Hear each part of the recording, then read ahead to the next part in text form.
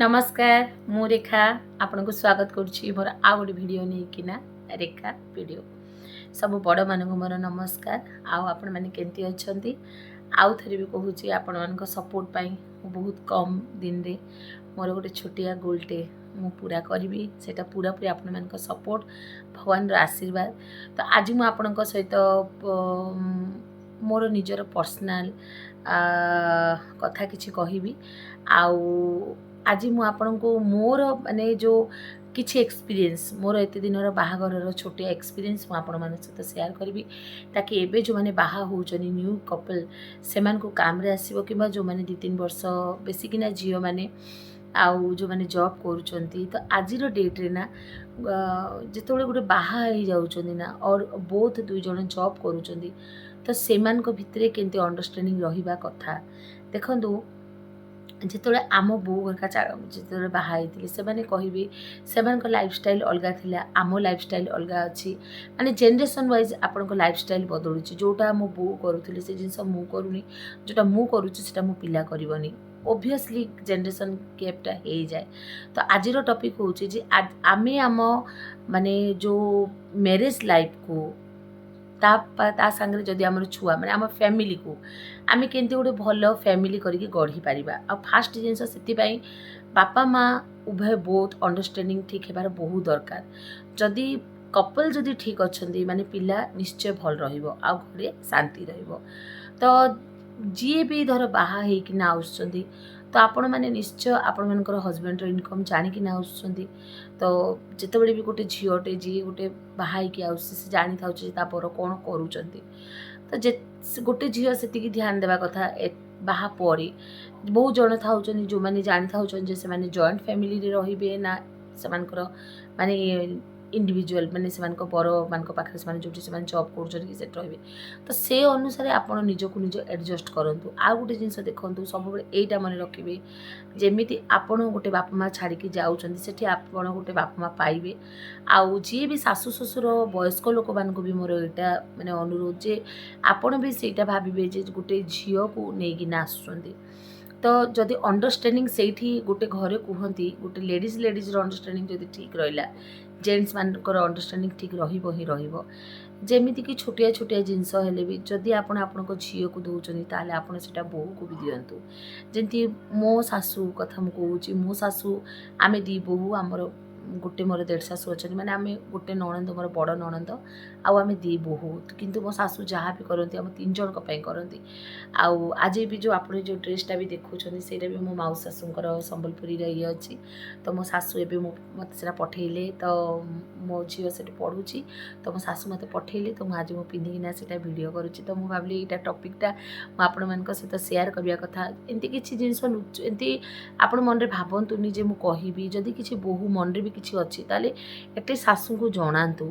तो से जिनसा कौन कहले आपण को भी निज को केतरा जिनस बोहू को भी निज को केतरा जिनस मैनेज करने पड़ो शाशु को भी केतरा जिनस मैनेज करने पड़ो। गोटे घरे जदि लेडीज माने जदि ठीक ठाक रही ना से घर माने जेंट्स माने भी माने कली हुए नहीं जो घरे लेडीज जो जिनस को माने सही जाए ना कि कंप्रोमाइज सही जाए तो बोलबी आज डेट्रे तो किए भी माने सहीबेनी आग आम माने माँ घर टाइम रे देखु सहीबेनी माने कौन देखु आमे भी भाविया कथा आग गोटे फैमिली जिते बाहा होते आम माँ मान कथा कहतु कि माँ मान कथा कहतु केते बड़ जॉइंट फैमिली रोला से सुविधा कौन थी कहतु किसी सुविधा नाला से मैंने चुली रांधुले सका उठुले गोबर पानी पकाउले हाथ में कपड़ा काचुले शिल शिल्पारे बाटुले। आज कौन आम से जिनसा करुचु कि ना आम शाशुघर आमको से जिनसा कराउछन्ती आग ओढ़ना थिला बहुत किसी जिनस शाढ़ी विदाउट माने ड्रेस तो छाड़ी ही दिंतु ड्रेस तो माने नकले एबे भी माने से जेनरेशन माने आम माँ मान जेनरेशन ड्रेस कौन कभी भाभी भी पारिबेनी से माने आउ से माने आमको गाली करछन दुईटा कहीं पिंधुनु सार्टे कहीं पिंधुनु माने से जेनरेशन भावतु से माने जदि वर्ष वर्ष जदि से माने तांको स्वामी तांको परिवार सहित काटी पारिबे छोटिया मोटिया एडजस्ट तो देखंतु घर गोटे करिकिना छोटिया मोटिया एडजस्ट समस्त को करिया पई पड़िबो। जदि आम सबू जिन को कहवा एबे मोर जितकी कैपेसिटी मोर हजबैंड जितकी कैपेसिटी मत से चलवा को शिखापी पड़ो जेहेतु देखो आम भी गोटे एबे आम पिला माने किंतु से जिन को शुणुना किंतु से जिन को आम पेरेन्ट्स से शिखापी पड़ो जे एतकी आज एडजस्ट करे काली सकाଳେ से मैंने से जिन कौन कले सिचुएसन देखो गोटे जिन हूँ ଧନଟା ହେଉଛି ଲକ୍ଷ୍ମୀଟା ହେଉଛି ଏମିତି ଚଞ୍ଚଳା। ଆଜି ଆପଣଙ୍କ ପାଖରେ ନାହିଁ କାଲି ଆସିବ, ଆଜି ଆପଣଙ୍କ ପାଖରେ ଅଛି କାଲି ପଳେଇବ। କିନ୍ତୁ ଆମେ ସିଚୁଏସନ୍ ଅନୁଯାୟୀ ଆମେ ଯେତେ ଆମର କମ୍ ସେ କମ୍ ହେଇପାରିବ, ଯେତେ ଆମେ ଆଡ଼ଜଷ୍ଟ କରିପାରିବା, ଯଦି ଆମେ ସ୍ୱାମୀ ସ୍ତ୍ରୀ ଉଭୟ ବୋଥରେ ଆମେ ଯଦି ଆମ ଛୁଆମାନଙ୍କର ଜିନିଷ, ଆମ ଛୁଆମାନଙ୍କ ଭବିଷ୍ୟ ପାଇଁ ଯଦି ଆମେ ସ୍ୱାମୀ ସ୍ତ୍ରୀ ବହୁତ କଥା ହେବା, ବହୁତ ଫ୍ୟାମିଲିରେ ଏମିତି ବି ଅଛନ୍ତି ପୁରା ଜଏଣ୍ଟ ଫ୍ୟାମିଲି ହେଇକି ରୁହନ୍ତି ଆଉ ସେମାନଙ୍କର ବଣ୍ଡିଙ୍ଗ ଦେଖିବା ପାଇଁ ବହୁତ ଭଲ ଲାଗେ। ତ ଆପଣମାନେ ସବୁବେଳେ ମନେ ରଖନ୍ତୁ କି ଆପଣମାନଙ୍କ ଫ୍ୟାମିଲିରେ ବି ଆପଣ ସବୁ ଜିନିଷଟା, ମୁଁ ସେଇ ମାନେ ମୋର ଭଉଣୀମାନଙ୍କୁ ବି କହିବା ପାଇଁ ଚାହୁଁଛି, କେତେଟା ଜିନିଷ ଆମେ ସ୍ତ୍ରୀମାନେ ବି କାଳେ ସ୍ୱାମୀ କ'ଣ କହିବେ ବୋଲି ଆମେ ଦବେଇ ଦେଉ, କିନ୍ତୁ ନାହିଁ ଗୋଟେ ଥର କହିକି ଦେଖନ୍ତୁ। ଆଉ ସ୍ୱାମୀମାନଙ୍କୁ ବି ମୁଁ ଯେଉଁ ଘର ଜେଣ୍ଟସ୍ ବି ଅଛନ୍ତି ମୁଁ ସେମାନଙ୍କୁ ବି ବୁଝେଇବା ମାନେ ରିକ୍ୱେଷ୍ଟ କରିବା ପାଇଁ ଚାହିଁବି ଯେ ଆପଣ ବି ଆପଣଙ୍କ ସ୍ତ୍ରୀଠୁ ଯେଉଁ ଜିନିଷ ଆପଣ ଜାଣିପାରୁଛନ୍ତି କି ଆପଣଙ୍କ ସ୍ତ୍ରୀ ମୁହଁ ଶୁଖେଇଛନ୍ତି, କାହିଁକି ମୁହଁ ଶୁଖେଇଛୁ, କ'ଣ ହେଲା, ଘରର ସବୁ ଜିନିଷ ଆପଣମାନେ ବି ଜାଣିବା ଦରକାର। ଉଭୟ ବୋଥ୍ ଘରର ସବୁ ବହୁତ ଲେଡ଼ିଜ୍ ଏମିତି ଅଛନ୍ତି କି ନାଇଁ ବର କାହିଁକି କ'ଣ କହିବେ ବୋଲି ସେ ଜିନିଷକୁ ସେମାନେ ଦବେଇ ଦିଅନ୍ତି ଆଉ ସେମାନେ କହନ୍ତିନି। କିନ୍ତୁ ସେଇ ଜିନିଷଟା ସ୍ୱାମୀ ସ୍ତ୍ରୀ ଭିତରେ ଡିସ୍କସନ୍ କଲେ କ'ଣ କହିଲେ ସେ ଜିନିଷଟା କଥାଟା ଜଲ୍ଦି ସଲ୍ଭ ହେଇଯିବ। ଆଉ ସେଇ ଭିତରେ ବି ଇଭେନ୍ ଶାଶୁ ବୋହୂର ବି ସବୁବେଳେ ତ ବରମାନେ ଆମ ପାଖରେ ରହୁନାହାନ୍ତି, ସେମାନେ ତାଙ୍କର କାମକୁ ବି ବାହାରୁଛନ୍ତି। ମାଆ ଝିଅ ଭଳିଆ ରୁହନ୍ତୁ ଆଉ ଶାଶୁ ସହିତ ବି ସେୟାର କରନ୍ତୁ। ଶାଶୁ ବି ଯେଉଁ କୌଣସି କଥା ବୋହୂକୁ ଯଦି ବୋହୂ ଯଦି କିଛି ଭୁଲ ବି କରିଦେଉଛି ତାକୁ ମୁହଁରେ କୁହନ୍ତୁ, ମା ତୁ ଏମିତି ଏମିତି କଲୁ, କିନ୍ତୁ କଟୁ କଥା କହିକିନା ତା ମନ କଷ୍ଟ କରନ୍ତୁନି। କାହିଁକି ଆପଣ ବି ଜାଣିଛନ୍ତି ସେ ଗୋଟେ ଲୋକର ସେ ଗୋଟେ ଝିଅ ଯିଏକି ତାର ଘର ଦ୍ୱାର ଛାଡ଼ିକିନା ଆପଣଙ୍କୁ ନିଜର କରିବା ପାଇଁ ଆସିଛି। ତ ସେଇ ଜିନିଷଟା ପ୍ରତ୍ୟେକ ଶାଶୁ ବି ବୁଝିବାର ଅଛି। ଆଉ ଆଜିର ଡେଟ୍ରେ ତ ସେଇ ଜିନିଷ ନାହିଁ। ପ୍ରତ୍ୟେକ ବୋହୂ ଆଜିର ଡେଟ୍ରେ ଚାକିରି କଲାଣି, କିଏ ଆଉ ଘରେ ରହୁନାହାନ୍ତି। ଆଗ ଯେମିତି ଜଏଣ୍ଟ ଫ୍ୟାମିଲି ଭଳିଆ ରହୁଥିଲେ ସବୁ ଜିନିଷ, ଏବେ ତ ସେଇ ଜିନିଷ ନାହିଁ। ଇଭେନ୍ ଆମ ଟାଇମ୍ରୁ ବି ଆମ ଶାଶୁ ଜବ୍ ରିଟାୟାର୍ଡ଼ କଲା ପରେ ବି ସେମାନେ ତାଙ୍କର ମାନେ ଘର ଦ୍ୱାର ଛାଡ଼ିକି ଆସିପାରୁନାହାନ୍ତି, ଆମେ ଯାଇପାରୁନୁ। ଏମିତି ବି ହେଉଛି ଆମେ ବର୍ଷ ଆମ ଶାଶୁଙ୍କୁ ଦେଖି ବି ପାରୁନୁ। କିନ୍ତୁ ସେଇ ଜିନିଷଟା ବି ଆମକୁ ବି ଆମ ମାନେ ଛୁଆକୁ ବି ବୁଝିବାର ଅଛି। ଆମେ ବି ଆଟଲିଷ୍ଟ ବର୍ଷକୁ 2 ଥର କି ଥରେ ହଉ ବଡ଼ମାନଙ୍କୁ ଦେଖିକିନା ସେମାନଙ୍କର ଆଶୀର୍ବାଦ ନେଇକିନା ଆସିବା ଅଛି। ସବୁ ଜିନିଷ ଆମେ ଷ୍ଟାର୍ଟିଂରୁ ଯଦି ନେଗେଟିଭ୍ ବୋଲି ଭାବିଦେବା, ଗୋଟେ ଝିଅ ବାହା ହେଲା ପରେ ଷ୍ଟାର୍ଟିଂରୁ କେବେ ବି ଏବେ ବି ଯେଉଁ ଝିଅ ବାହା ହେବା ପାଇଁ ଯାଉଛନ୍ତି କେବେ ବି ଭାବନ୍ତୁନି ଯେ ମୋ ଶାଶୁଘର ଖରାପ ଥିବ କି ମୁଁ ଏମିତି କହିବିନି କି ମୁଁ ମୋର ଆସିକି ଆଡ଼ଜଷ୍ଟ କରିଯିବି। ନାହିଁ, ଆପଣ ଗୋଟେ ଥର ଫ୍ରେଣ୍ଡଲି ହେବେ। ଫ୍ରେଣ୍ଡଲି ହେଲା ପରେ ଆପଣ ଜାଣିପାରିବେ ଘରର ପରିବେଶ ଆପଣଙ୍କୁ ଭଲ ଲାଗିବ। ଆପଣ କୌଣସି ଜିନିଷ ଯଦି ଆପଣଙ୍କୁ କିଛି ମନରେ କଷ୍ଟ ଲାଗୁଛି, ଆପଣଙ୍କ ଶାଶୁ ହଉ ଆପଣଙ୍କ ନଣନ୍ଦ ହଉ ତାଙ୍କମାନଙ୍କ ସହିତ ସେୟାର କରନ୍ତୁ। ଶାଶୁମାନେ ବି ଯଦି ବୋହୂ ମୁହଁ ଶୁଖେଇଛି ଆପଣ ପଚାରନ୍ତୁ ତୋର କ'ଣ ହେଇଛି। ତ ଏମିତି ସବୁ ଜିନିଷ ମେନ୍ ପଏଣ୍ଟ ଏଇଟା ଯେ ସମସ୍ତଙ୍କ ସହିତ ଆମେ ଯଦି କଥାବାର୍ତ୍ତା ସେୟାର କରିବା ନା, ତାହେଲେ ଆମର ଯେଉଁ ଘରର ବଣ୍ଡିଙ୍ଗଟା ନା ସେଇଟା ଷ୍ଟ୍ରଙ୍ଗ ହେବ। ଆଉ ସ୍ୱାମୀ ସ୍ତ୍ରୀ ଭିତରେ ବି ସେଇ ଜିନିଷଟା ଷ୍ଟ୍ରଙ୍ଗ ହେବ, ବହୁତ ଷ୍ଟ୍ରଙ୍ଗ ହେବ। ଘରଟା ଠିକ୍ସେ ଚାଲିବ। ତ ଗୋଟେ ଫ୍ୟାମିଲି ଚଳେଇବା ପାଇଁ ଖାଲି ଗୋଟେ ସ୍ୱାମୀ ସ୍ତ୍ରୀ ନାହିଁ, ସମସ୍ତେ ଇନଭଲ୍ଭ ହେବା ଦରକାର। ସମସ୍ତେ ଇନଭଲ୍ଭ ହେଲେ ଯାଇକିନା ଗୋଟେ ଘରର ମାନେ ପରିବେଶଟା ଠିକ୍ ହେଇଥାଏ।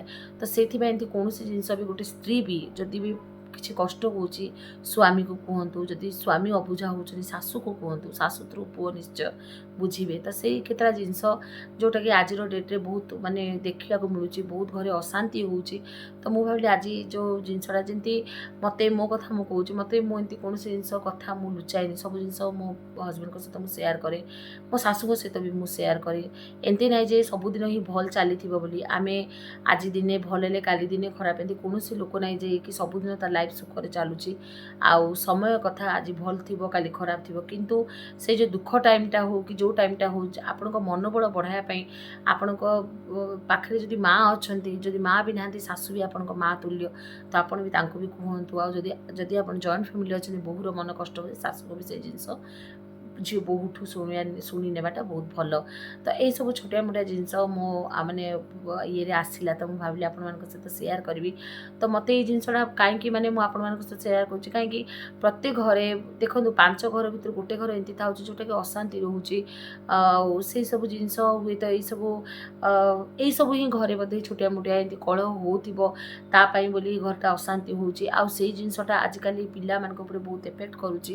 ପିଲାମାନେ ସେଇ ଜିନିଷକୁ ଆମ ଆଗରେ କହୁନାହାନ୍ତି, କିନ୍ତୁ ପଛରେ ସେଇ ଜିନିଷଟାକୁ ସେମାନେ ଗସିପ୍ କରିକି ସେମାନଙ୍କ ମନ କଷ୍ଟ କରୁଛନ୍ତି, ଆଉ ସେମାନଙ୍କର ଫ୍ୟୁଚର୍ ଉପରେ ବହୁତ ଏଫେକ୍ଟ କରୁଛି।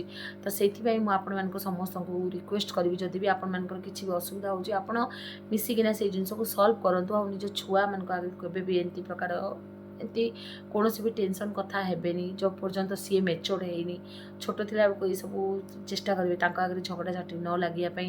ଯଦି ବି କିଛି ସ୍ୱାମୀ କହିଦେଲେ ମାନେ ଆପଣ ଚୁପ୍ ପଡ଼ି ଦିଅନ୍ତୁ, ନହେଲେ ଆପଣ ଯଦି କହିଦିଅନ୍ତୁ ସ୍ୱାମୀମାନେ ଚୁପ୍ ପଡ଼ି ଦିଅନ୍ତୁ। ତ ଜଣେ ଚୁପ୍ ପଡ଼ିଗଲେ ସେ କଥା ଆଉ ଆଗକୁ ବଢ଼ିବନି। କିନ୍ତୁ ଯଦି ଦୁଇକୁ ଦୁଇ ଯାକ ଆମେ ଯଦି କଥା ଲାଗିଲା, ସେ କଥାରୁ ଅର୍ଥରୁ ଅନର୍ଥ ବାହାରିବ। ତ ଏଇଟା ମୋର ଆଜି ଗୋଟେ ଥଟ୍ ଥିଲା, ତ ମୁଁ ଆପଣଙ୍କ ସହିତ ଭାବିଲି ସେୟାର କରିବି। ଯଦି ଆପଣଙ୍କୁ ମୋର ଏଇ ଭିଡ଼ିଓ ଯାକ ଭଲ ଲାଗୁଥିବ ତାହେଲେ ମୋତେ ଗୋଟେ ଲାଇକ୍ କରିବେ, ଆଉ ଯଦି 1% ବି ମନକୁ ଛୁଇଁଥିବ ତାହେଲେ ମୋତେ ସବସ୍କ୍ରାଇବ୍ କରିବେ। ରହୁଛି, ଜୟ ଜଗନ୍ନାଥ।